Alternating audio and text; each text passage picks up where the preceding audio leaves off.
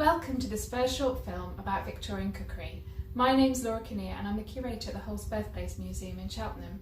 While the museum is closed, we're planning to bring you our usual programme of Bake Back in Time events through a series of monthly films.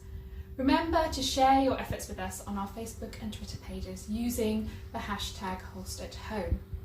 Today I'm going to show you how to make a rhubarb pudding based on a recipe from the 1861 edition of Mrs. Beeton's Book of Household Management. The recipe is relatively simple, using just 4 ingredients: flour, suet, rhubarb and sugar.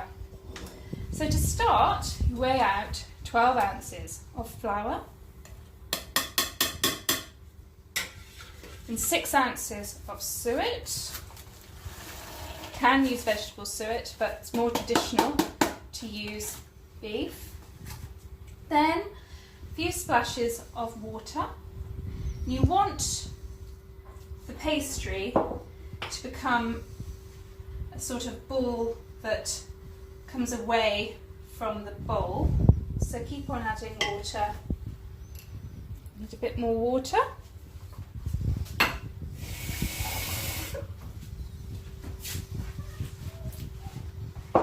You can use self-raising flour. Or you can use plain flour. If you're using plain flour, just add a teaspoon of baking powder to it. Okay, so just use your hands to get into the bowl.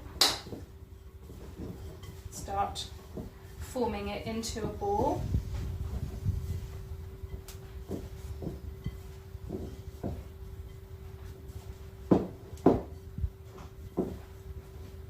Water. You can use a variety of fillings for this recipe, so it could be a savoury pudding or a sweet pudding like this one is. Rhubarb is relatively easy to get hold of at this time of year. It's in season, so you may have it growing in your allotment or your garden. You can also get it from the shops. So it's beginning to form into a ball. Touch more water. This will be a really filling pudding.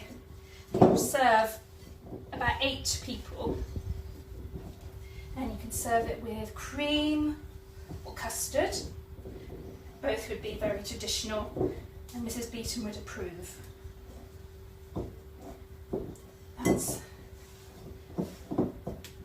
about the consistency that you want. So when you've shaped it into a ball, you can use a floured surface to roll it out. Now, you need a piece for the lid, so cut about 1/4 of it away, the lid, and just put that aside.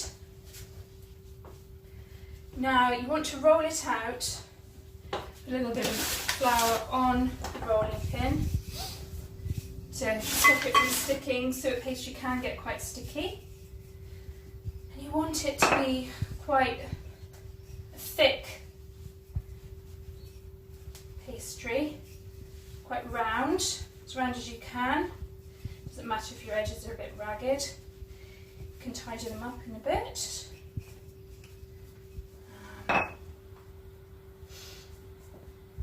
Okay.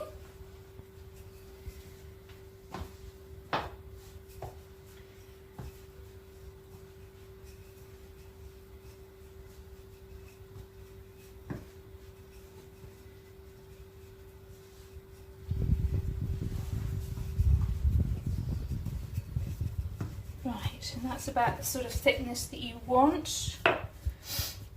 Tidy up the edges a bit more. Now you need to grease a pudding basin, about a 2-pint pudding basin. To grease it with some butter, and then fold your suet pastry into the bowl. Now it doesn't matter if it overhangs, because what you can do is you can mould it around the base, and in anything that you've got left over around the corners, you can use to reinforce the sides and also the base. Is when you get it out of the basin once it's steamed, you want it to come out nice and clean like that.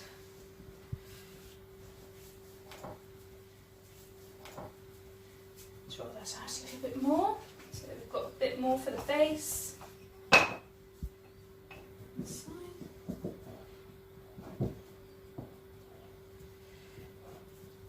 Now, pudding is basically anything, you could say sweet or savoury, but something that's inside of something. You can, to be really Victorian, you can put it in a cloth.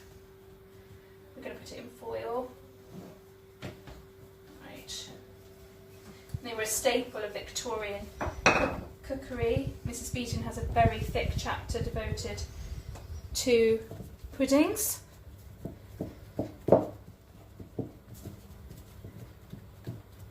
Okay.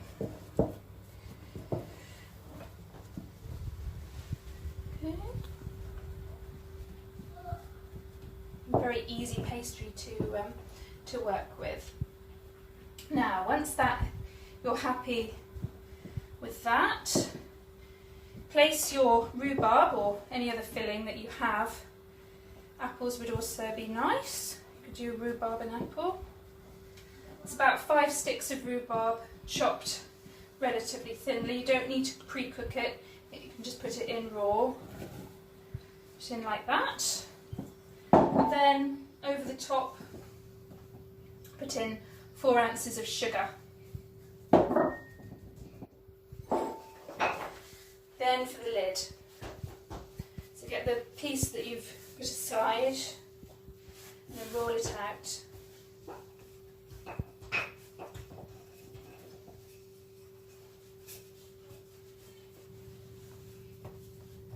Again, like a nice circle, and it doesn't matter if you're a bit ragged around the edges, you can just firm it around the rim of the bowl, basin.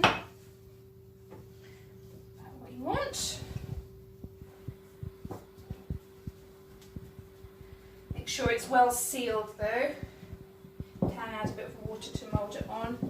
That's reasonably good.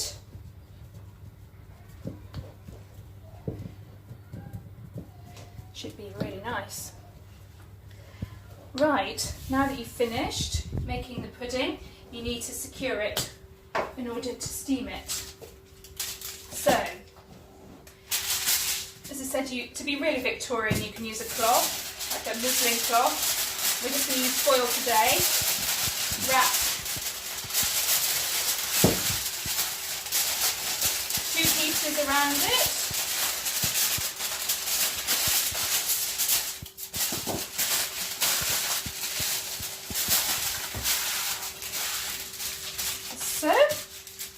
Then get a bit of string, because once it's in the pan you want to be able to lift it out quite easily.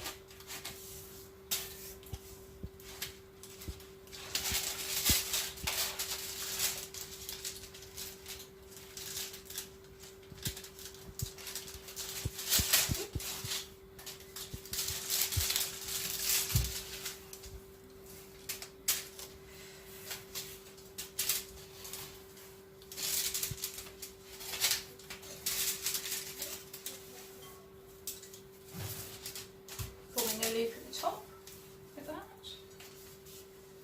So you can lift it out with a wooden spoon. Right, so then you place it in a large pan. You need about 1/3 full boiling water.